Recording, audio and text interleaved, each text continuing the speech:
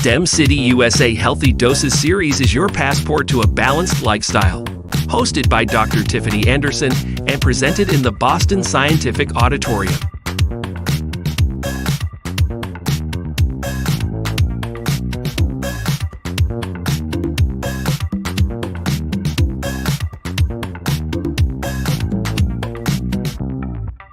And now, Dr. Tiffany Anderson. Hey, good morning, and welcome to another episode of Healthy Doses. My name is Rayondon Kennedy, and I am your moderator today. And today's episode of Healthy Doses is brought to you by our partners, Boston Scientific. Healthy Doses is a show that we've created to give you the tools, the tips, the resources, the thoughts to help you go about your day-to-day and be the best you possible. And our guide, our host that helps us put all this together is right here, Dr. Tiffany Anderson. Good morning, Doc. Hey, Ray, how you doing? I'm doing well. Now that I see you, I'm ready for a great show today. What's our topic for today? Yes, so today we will be talking about codependency, right? So we'll take it from different angles, different kinds of relationships, and just see if our audience, I know myself, can definitely relate, right? So we just want to get a better understanding of what that would look like in various relationships in our lives, right? So when thinking about codependency, if we think of examples, we can think of various movies, right, throughout pop culture that had this idea of these relationships that were very much unhealthy, right, where one person was a taker and one person was a giver, right, where their identity just seemed to kind of go against each other, where one person relied too heavily on what the other person needed, and it could obviously turn into resentment of some sort, or the other person was needing so much that it was just this constant giving and giving and giving, right? And so I was just thinking of a movie called Soul Food that was movie I grew up kind of watching, and I just thought of a few family dynamics, right? And what that looked like. And so with one of the characters who was financially well off, her name was Terry, we found that a lot of her sisters and family members relied heavily on her, right? Not only was it around financial needs and resources, but also around kind of this identity piece, right? Who am I without the other? What does it mean if I'm not connected to this person? What would my life be like if I didn't have them around and it was a lack of boundaries within that relationship? And so we kind of watched this family struggle. We watched them experience loss. We watched them experience a lot of fights because of lack of boundaries and communication, right? So these are just kind of examples of what one way of codependency can look like in family dynamics. But when we return, we'll talk about what it looks like in various other relationships. So after this commercial break from our sponsors, Boston Scientific, we'll get right back into it.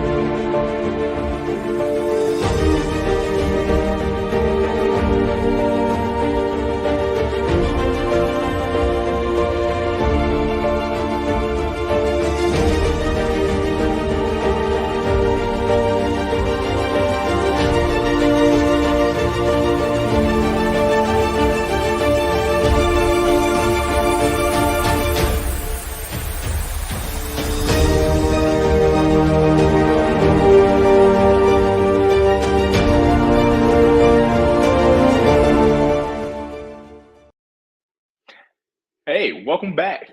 So we're about to dive into our conversation on codependency. But I do want to remind you that if you're watching live, whether you're in the metaverse of STEM City USA, whether you're on social media, YouTube, however you're watching, if you want to communicate with us, if you want to share your story, if you just want to say hi, go ahead and drop a line inside the comment section, and we'll be able to see, we'll be able to interact with you.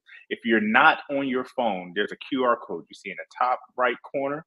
What you do is you open your camera, you put it over that QR code that's flashing right now, and you should get a link.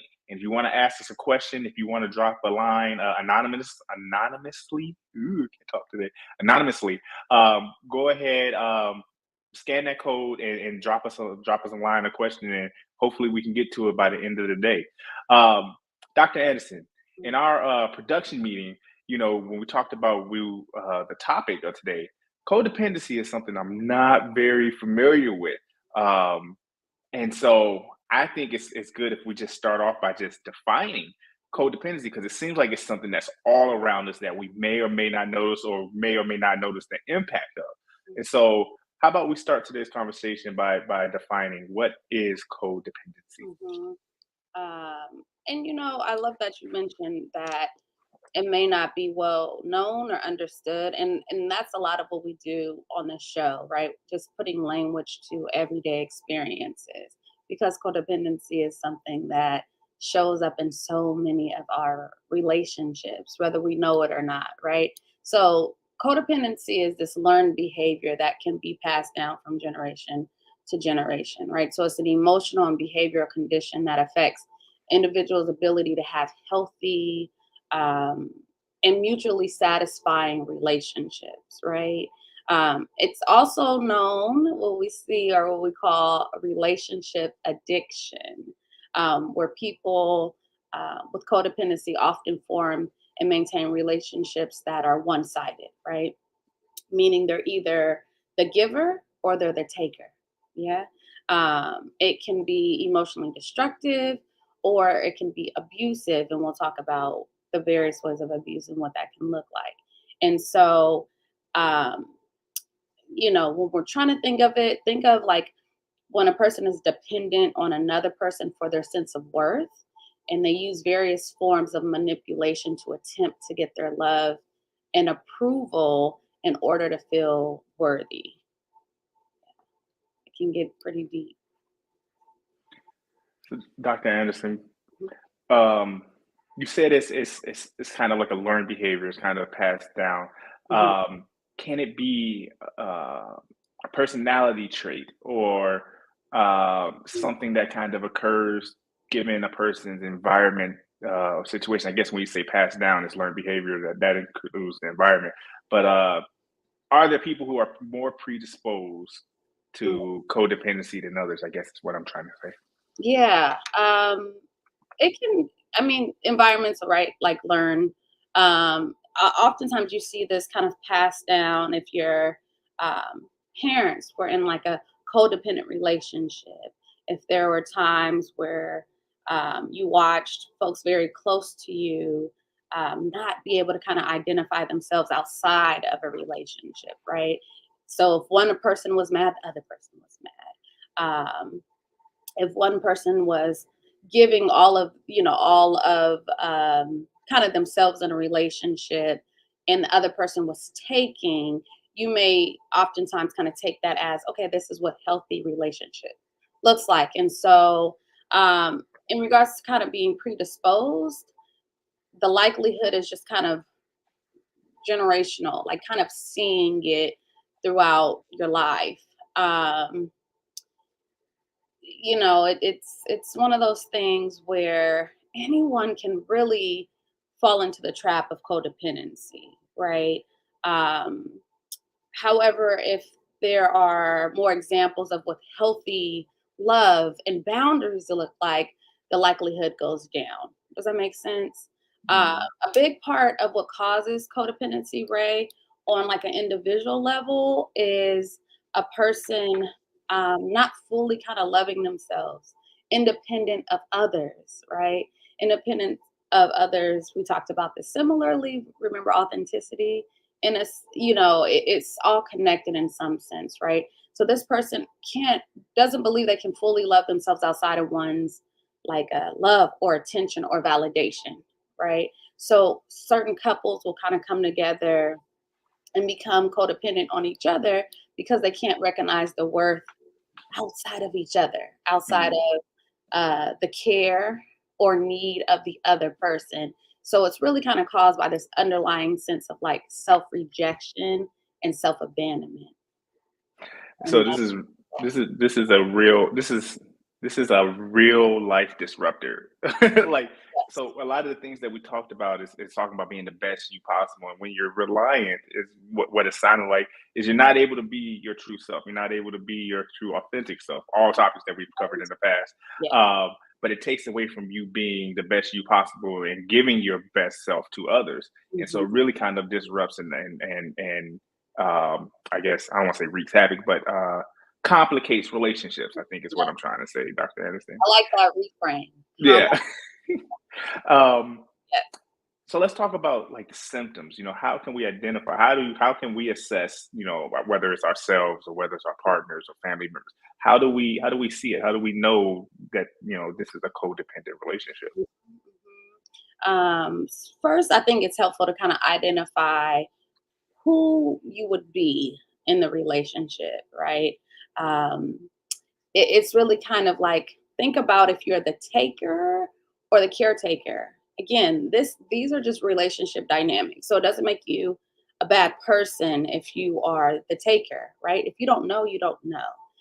It doesn't make you a bad person if you're the caregiver. This may be something you kind of grew up seeing, or identity, something that you say, okay, my worth is in what I give, right? So just first think about in your relationships where you would kind of identify, right? So if you are the taker, you may have you may feel reliant on others to be content.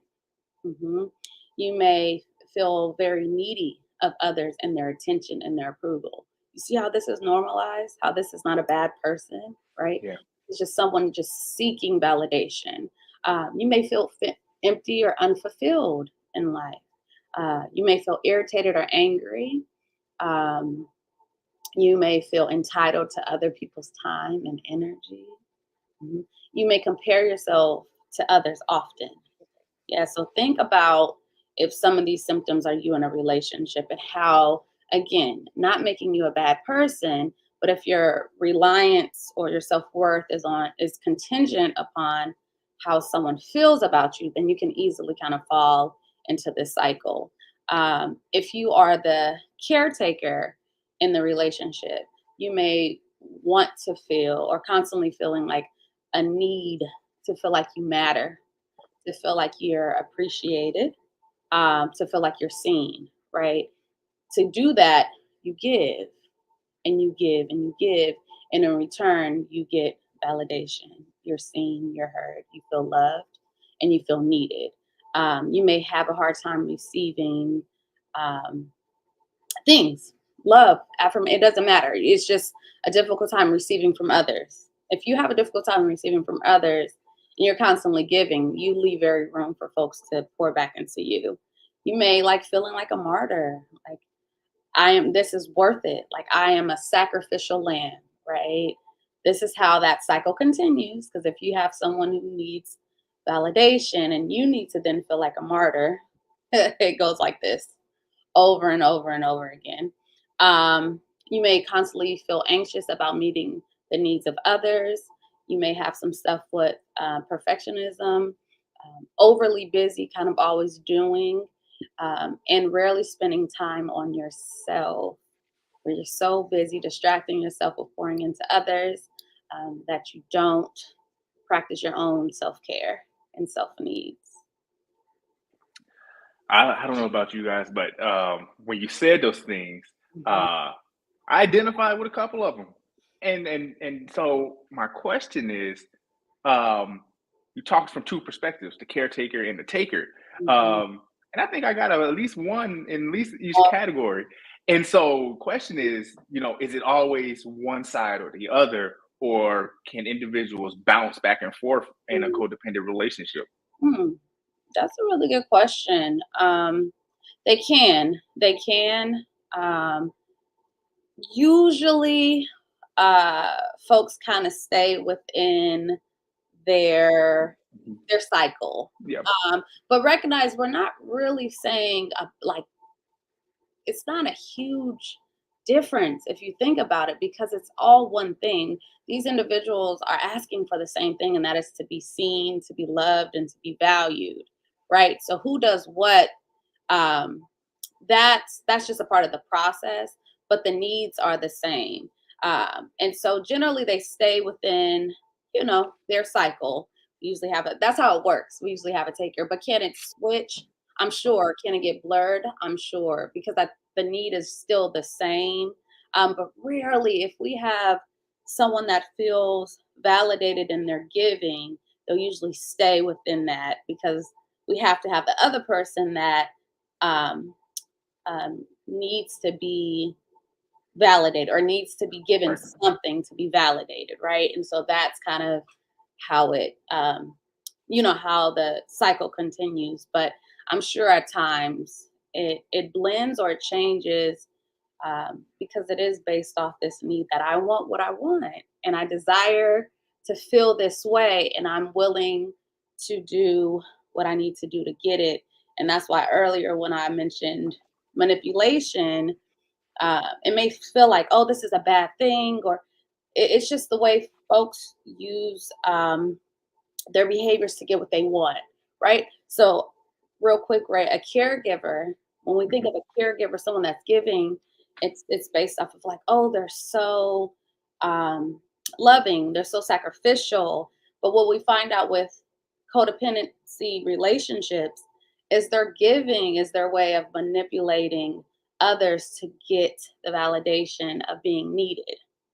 Does that make sense? Yeah. So Yes. it's not an intentional like, oh, they're bad. They're really trying to harm. It's not about that. It's just the way that we as humans find ways to get what we need, and that's Yeah. how it keeps continuing. Mhm. Yeah. And I do want to say, just for the audience, is when we talk about these conversations, and especially in this one, because you said it earlier, Dr. Anderson, like these aren't bad people, and we Yeah. don't want you to walk away feeling bad. It's more so just kind of identifying these things to kind of help you improve your day to day, improve your relationships, improve your life, your work, and all these topics that we do.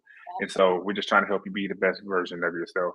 Mhm. So don't feel triggered. Don't feel Yeah. attacked on any of Oh, our topics that we talk about. yeah. And just know that you're not alone. And and I've been in codependent relationships. Like it's again, it's easy to do. It's easy to find, and if you find the right person, the cycle is easy to start up because again, it is about that self love. And if you have struggled in the past with that, and you find someone also struggling, it's just very easy to happen because you both want to feel validated in that relationship.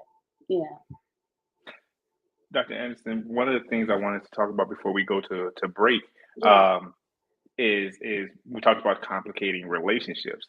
A lot of the when you talk about the symptoms, a lot of the things that kept coming to mind was a parent and child, uh, who is supposed to be dependent on the parent, right? Or the mother is supposed or parent is supposed to be a caregiver. Um, can we talk about that? Who's affected um, in codependent relationships? Are we just talking about partners, spouses, Mhm. or girlfriend, boyfriend, or are we talking about children and parents, friendships? Like what? Who's affected when we talk about this? Yeah. Um, it it it affects your spouse, it affects the parent, it affects the sibling, it affects the friend, it affects the coworker, it affects everyone, right? So Um, everybody, just yes, everybody's on target. yes, everyone. Literally every example you get because it works in every relationship, right? Codependency can happen in every form. So you and your best friend, you and your coworker, you and your spouse, you and your parent and you. Um, every kind of variation it can happen. And so everyone is affected, especially if there's a person involved in addiction of any sort Mhm. because that's what the research is really based around, or where it started was they were researching families with an individual that has addiction and how the family enables the addiction, right? It enables the addictive behavior because oftentimes they're silencing their own voices. They're not speaking about the issue at hand. And they're just allowing certain behaviors to continue throughout the family. Hence, the addiction continues. So that's where codependency started. And then research branched out and was like, oh, it's not just happening in families with addiction, it happens in every relationship, right? And so that's why I say everyone's impacted. Everyone included in those relationships are impacted when it comes to codependency. Let me try to streamline this question a little bit more. Um, let's say I'm listening. I'm a codependent person, right? Mm-hmm, mm-hmm. I've identified it in the relationship with say my wife. I'm very codependent on my wife. Mhm. Does that mean I'm codependent in other areas of my life, or is it isolated to one specific relationship? Mm, So if I'm codependent to my wife, does that mean I'm codependent to my friendships or mm, codependent on my mentors? Or does it bleed into, like, if I'm a codependent person, am I codependent on everywhere or everywhere. just one place? Um, that would depend on the person, but generally, Mhm. if you have traits of codependency, it bleeds. It's everywhere, or it can be other places. And it depends on the other person you're in relationship with. Does it make sense? Because it is a part of the Hmm. cycle. So you can still be codependent regardless if someone allows it or not. Hmm. It's just they're in a place where they can give you boundaries and say, okay, but like I can't show up for you in the way that you want me to. Although you're still codependent, um, I just choose to kind of keep it healthy, right, and Hmm. keep an open line of communication. But I am not the taker, or I'm not the caregiver in your instance, right? Where I'm just giving, giving, giving. But oftentimes, there are definitely traits in a person because if it's not recognized, they oftentimes do bring it into every relationship, that they can. Yeah, that's a great Uh, question. Hmm. Thank you. So, Dr. Anderson, I want to take a quick break, and then when we come back, I want to hop back into this discussion because I got a lot of questions, and they're coming up. But this is a really cool and great conversation, and Yeah. so I hope everyone at home is getting something out of it as well. But we'll be right back after this message from Boston Scientific. We know how to treat the colds and the coughs. We know how to treat the bumps and the bruises, the cuts and fractures. But how do we treat, I can't afford a day off work to see a doctor? How do we treat, I've never had a doctor who speaks my language? How do we treat, I don't know how to connect with some of my patients? How do we treat, you're not listening? We can't treat what we cannot see. So we have to look closer and see what we're missing. People, patients, misdiagnosed, misunderstood, overlooked. These are the people left out of a system charged with helping them. And it's up to us to find them in our communities, in our relationships, in our data.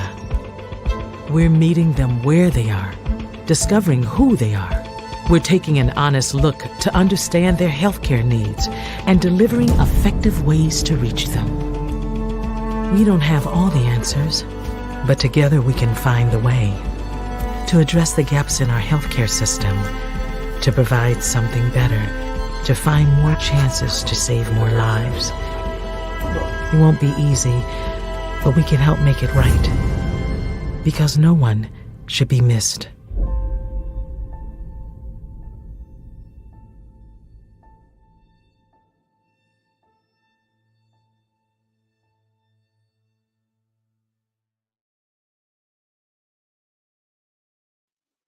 Hey, welcome back.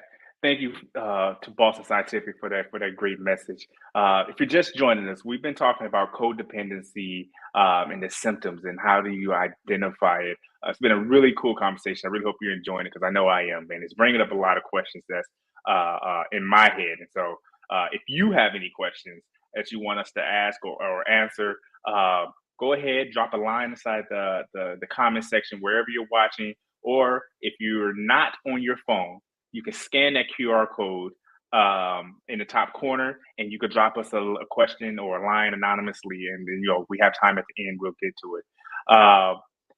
When we were talking about this conversation on codependency, one question that popped into my mind is there any research, Dr. Anderson, and it's okay if you don't have any numbers or stats, but just is there any numbers that point to a specific demographic?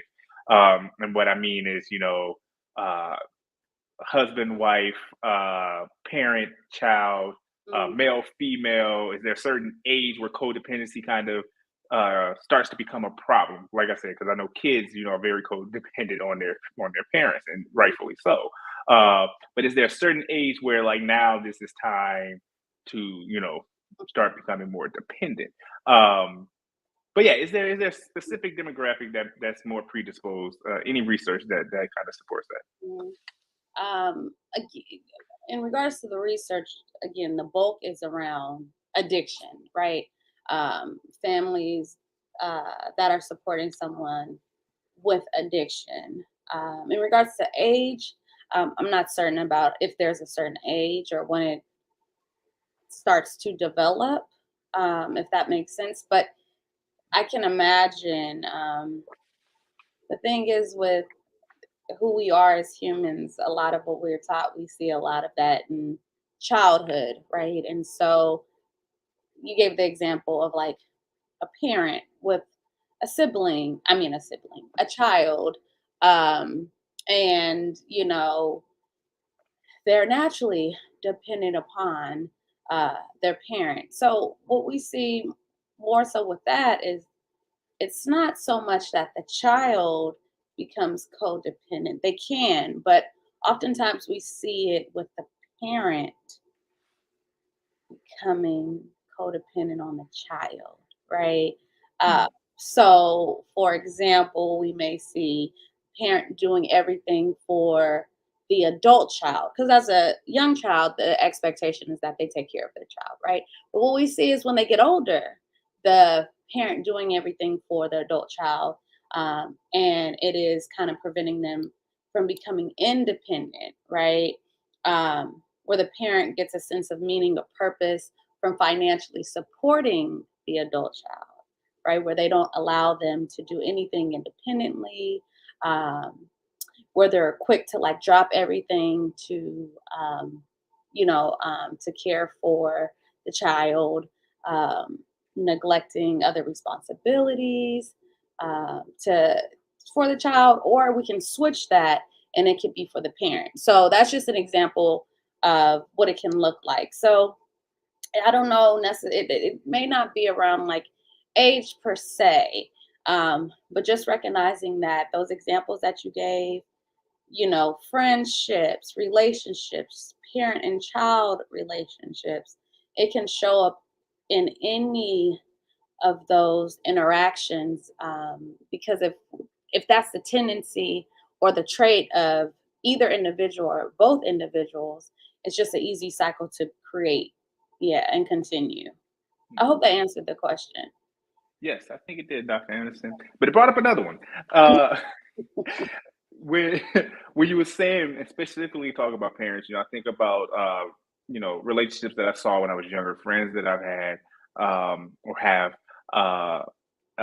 in the past, and their relationship with their parents, and I think about how their parents' kind of identity was kind of tied to that person. Whether we were playing sports, that person was always there. They were the team mom, or they were always out on the field, or and when I say, I'm not talking about just being involved in anything, I mean like everything that person did revolved around that kid.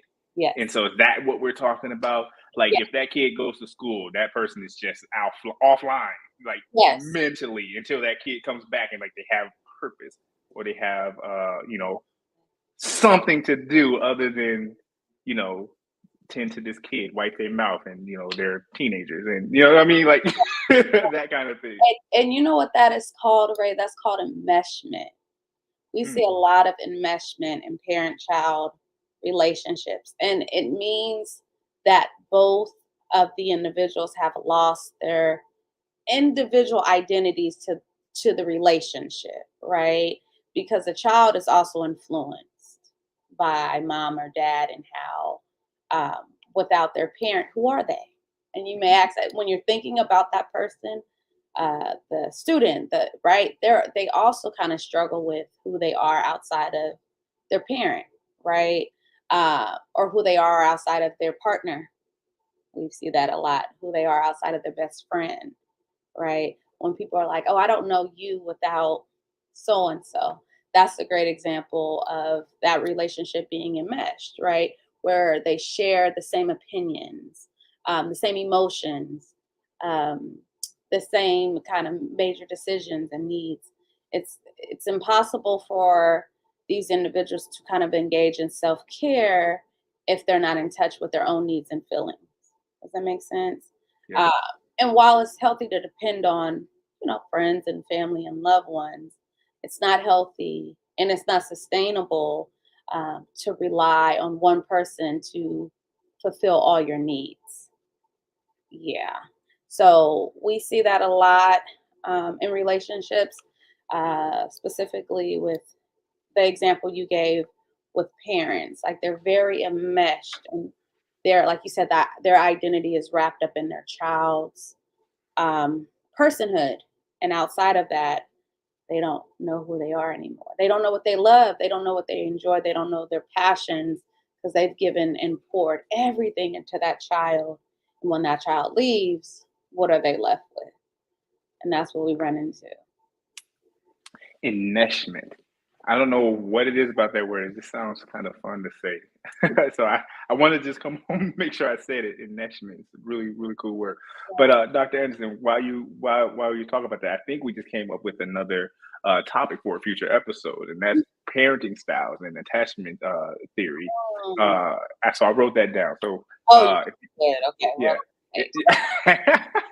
So, I'll- but if that is something to the viewers, everybody's watching, if that's something that you would like us to explore, give us a thumbs up or drop us a line and say that would be cool. And so we can add that to one of our future schedules. But I think that would be something that would be really cool to explore and talk about that and kind of what's the right way? Is there a right way? But yeah. let's stay on topic. I'm sorry, I'm digressing. Okay. Dr. Anderson, favorite question that I ask every show is, we talk about these topics and how it kind of complicates our lives. But there's no use in talking about how it complicates and the harm it does without talking about how we can fix it, how we can heal it, and steps forward. And so my favorite question is always, when is it time to come see Dr. Anderson, or when is it time to seek professional help from a therapist of your choosing? And then the follow up is, once I've done that, once I've called you up, what does treatment look like? How do we start to kind of unravel the complexities of the situation? Mhm. Um, a lot of times, it depends. It depends. The question is when, It right? codepends. No, I'm sorry. Go ahead. um, a lot of folks come in where it has where they're not identifying codependency, and Ray mentioned that it may not even be language to them. So it will come up in another way when we talk about relationships and we talk about those things. But what it may look like when someone is aware, when they feel like as if they're losing sight of who they are, um, as if, depending if you're the giver or the taker, remember, the caregiver may be coming in because they have grown resentful of their person. They have grown resentful of the relationship because they feel like they're giving and giving and not receiving what they need, right? They may come in because they feel as if every relationship is one sided. They may come in because they feel invalidated or unheard, right? And so these are just a few examples of why someone may come in with issues in regards to relationships. The taker may come in because they feel like they're not getting what they need from their partner, right? Where they don't feel loved, they don't feel validated, where they don't, right? So it's very kind of similar, but it's different angles and why folks may come in. Or they just simply feel like they don't know who they are or what they want or what brings them joy. And they may also be coming in because a lot of their relationships are not working because they're takers, and folks eventually get hip to that and may say, you need too much, or you're asking too much of me and I cannot do it. And so just various reasons why someone may come in. What treatment looks like in therapy, we really want to help the person recognize and accept their own emotions or what they've been suppressing down, right? Again, it's around kind of that fear of rejection and all those things. So we really want to know what is coming up for them and why they feel as if they're dependent on someone. So that we want them to understand their codependent patterns and how it's developed throughout their lives and how it is now transferring from relationship to relationship. We want them to be aware of their behaviors and their reactions to their behaviors. So a lot of therapies could be like cognitive behavioral therapy, which we usually talk about, that helps the individual or all individuals, because it can look like family therapy or group therapy or couples counseling, right? Where we recognize how all parties are involved in the cycle of codependency. And so group therapy just really kind of allows you to form healthier relationships in appropriate spaces and recognize that there's others that are also suffering in this area, and that you can learn from each other and hold each other accountable. And then family therapy targets dysfunctional family dynamics, right? Where each family member learns how to recognize their own dysfunctional patterns and how to improve the relationship. So that is what it kind of will look like depending on what you choose, right? And what you want in regards to the outcome. Yes, yes. So, Dr. Anderson, I know we're approaching the end time, and I do have a couple questions that are coming in. And so, one of the questions that came in is talking about us as human beings, right? Human beings are social, right? We're supposed to kind of come together. We're supposed to kind of rely on each other. One of my favorite sayings that I live by, that I've learned through my experiences as an athlete and experiences just in life, is iron sharpens iron. And so how do we find that balance to help each other and lift each other up, but without becoming completely dependent, and kind of maintaining your independence? Another great question. It is, our human experience to be connected to to each other, right? It is in our blood, it is in our DNA. So it's like, how do we find that balance? I think it's important for us to understand what healthy relationships look like. And I think with this show, we try to do a good job of kind of giving examples of what it looks like, right? So in order to break the cycle of codependency, we need to first understand what a healthy, loving relationship looks like. Whether that, again, you know, um, be via therapy and asking a professional of how I create a healthy and loving relationship.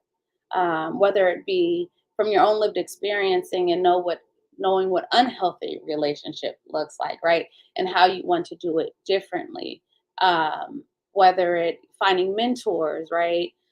Finding other couples that have gone through it and lived through it, right? Whatever you need to do to really kind of understand health, um, to really understand what true, genuine love looks like. that is something that could help with just kind of finding a balance. Next, you always want to have those healthy boundaries. Um, People with good relationships are supportive of each other and they respect each other's boundaries. And recognizing that a boundary is a limit that establishes what a person is willing and unwilling to accept in a relationship. So if you have healthy boundaries, that's an easy way to kind of decipher who should be in your space, who should have that emotional connection with you, and who should not, right? So that's another way to identify healthy relationships. And then lastly, you just want to take care of yourself, right? So people who are in codependent relationships often don't feel the best about themselves, right? So they may experience low self esteem. So, in order to really kind of avoid these relationships, we really need to start valuing ourselves and recognizing that self love begins internally first, and then we can kind of exude that outward and create the relationships that we want. That's so great, Yeah. Dr. Anderson. I know we're here at the end of our time, and so I do want to thank everybody for joining us. But before I let you go, and before you know go off and attack the rest of your weekend, Dr. Anderson, what are some final thoughts that you have to kind of just leave everybody with to kind of land this plane? Yeah. Um, well, first, as always, thank you for being here. Thank you for sharing your Saturday with us. You know, Ray and I always appreciate your attentiveness and your willingness to learn and just be present with us.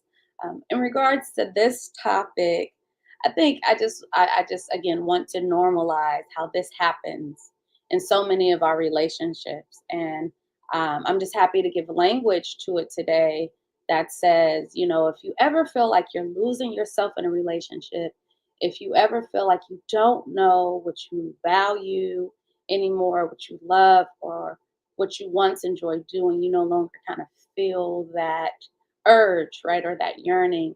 I want you to kind of reevaluate the relationships around you, right?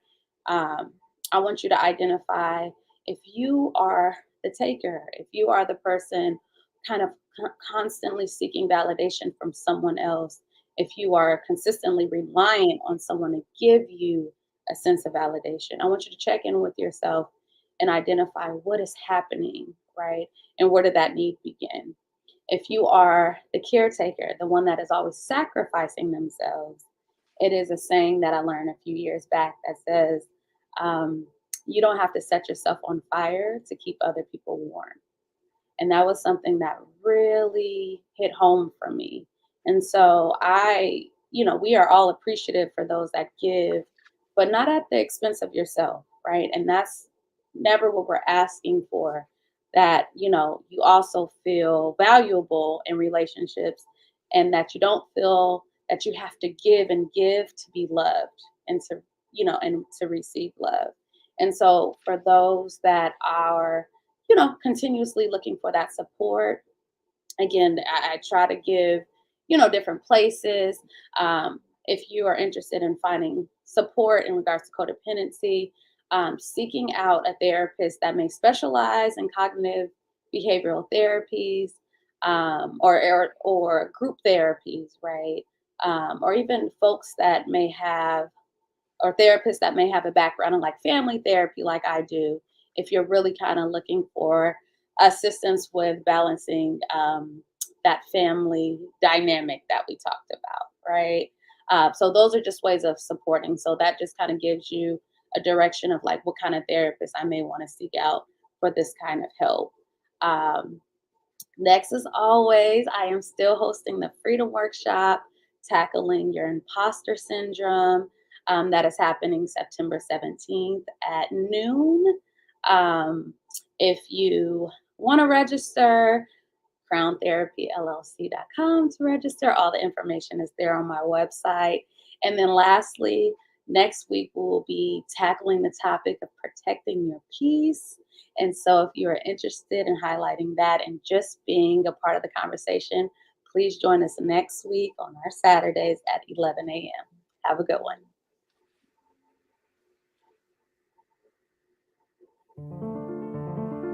For more than 40 years, Boston Scientific has relied on our spirit of relentless innovation to advance science for life. We have the privilege and responsibility to deliver higher quality, less invasive, and more accessible device solutions, and the need has never been greater. Boston Scientific technologies are used to treat roughly 30 million patients around the world each year. Across our business, our products are supported by vast clinical data, including bench testing, randomized controlled trials, and ongoing real-world evidence to ensure the highest quality products make it into the hands of our customers. And we're always looking for ways to provide even more effective therapies and solutions. We invest over $1 billion annually in research and development to sustain a robust pipeline of meaningful innovations. We continuously strengthen our manufacturing and operations capabilities with artificial intelligence and advanced microelectronics to create devices that are smaller and smarter. And we're collaborating with our medical partners and physicians to advance digital capabilities with remote device support and a broad scope of training and education programs. Advancing science for life is also about supporting our employees and the communities in which we operate. Now more than ever, we rely on our values to guide our company as a global business and as a global corporate citizen. We're working to help confront healthcare inequities and social injustice, not only with financial contributions, but through volunteer service, advocacy, and expanding market accessibility. We're also focused on environmental initiatives that move us towards our goal of becoming carbon neutral by 2030. The unmet needs are great, but the future of healthcare is bright. Our innovation centers provide a place to explore opportunities, examine solutions, and see what lies ahead for medicine. Together, we can continue the relentless pursuit of innovation to help everyone live longer, healthier lives and make a difference all over the world.